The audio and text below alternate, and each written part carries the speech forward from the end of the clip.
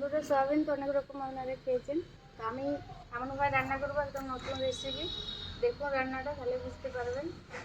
Soybean আমি গরম জল দিয়ে ভিজিয়ে রেখেছিলাম, এই যে। আর মশলা নিয়েছি কী কী এটি বলে দিচ্ছি। আদা রসুন কাঁচা লঙ্কা কাজু বাদাম আর একটু পোস্ত আর টমেটো কুচি ধনেপাতা কুচি গোটা গরম মশলা আর নিয়েছি পেঁয়াজ বাটা আর দই। তো কীভাবে রান্নাটা করছি আপনারা দেখুন, অবশ্যই ভালো লাগবে। আর গরম গরম ভাত দিয়ে দারুণ লাগবে এই শীতকালে। সর্ষের তেল কড়াই দিয়ে দেবো, সয়াবিনগুলো ভেজে নেবো। আর এই রান্নাটা সত্যি বন্ধুরা অসাধারণ লাগে খেতে। দাও তা আমি একটু দাও দাও। নিতে নেয়, অনেক দাম হয়ে গেছে। সোনু খেলে দাম কম, আমরা খেলে দাম বেশি না। সোনু খেয়ে নাও। খেয়ে নেবো, তুমি খেয়ে নেবে? হ্যাঁ, মিষ্টি তো, খুব মিষ্টি, দারুণ একদম। আমি আমার তেল গরম হয়ে গেছে, সয়াবিনগুলো এবার ভেজে নেব।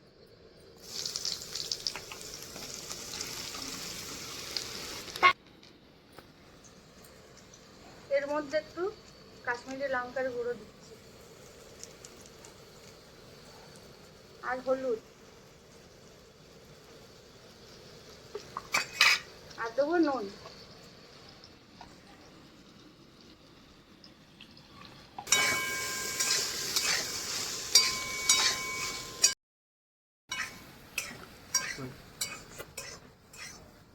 ভাজা হয়ে গেছে, এবার আমি ঢেলে দেবো।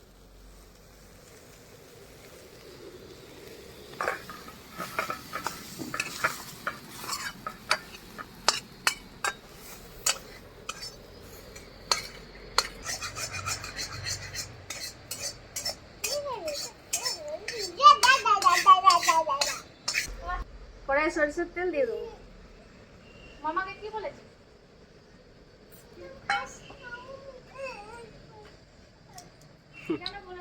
গোটা গরম মশলা,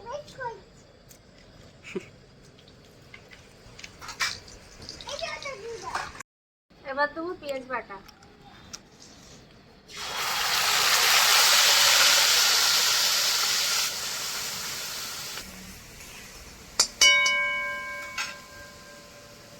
এই কারির জন্য এই মশলাটাই মেন। কাজু বাদাম পোস্ত সামান্য আর আদা রসুন আর কাঁচা লঙ্কা, ব্যাস।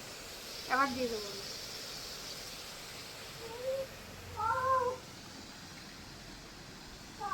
গুঁড়ো মশলা, দিয়ে দেবো হলুদ ধনে গুঁড়ো জিরে গুঁড়ো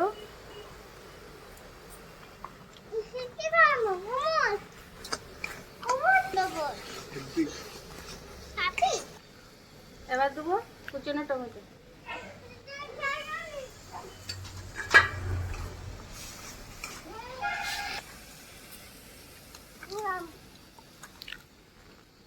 এবার দেবো নুন, ওতে দিয়ে আছে সামান্য দিয়ে। একটু জল দিয়ে মশলাটা কষে নেব।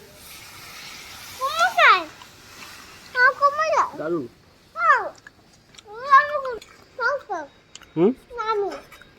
বলো।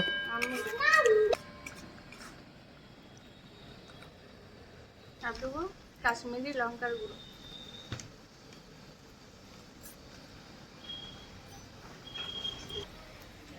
শেষ করে দেবো।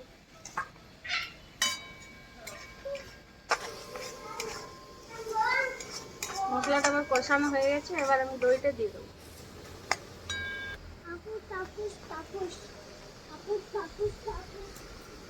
বাটিতে ধুয়ে একটু জল দিব।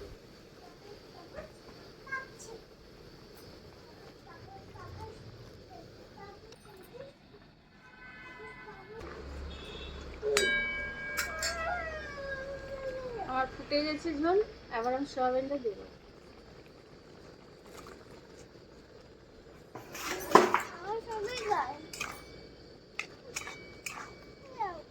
ভালো হয়েছে, আমার রান্না হয়ে গেছে, এবার আমি ধনেপাতা দিয়ে নামিয়ে নেবো।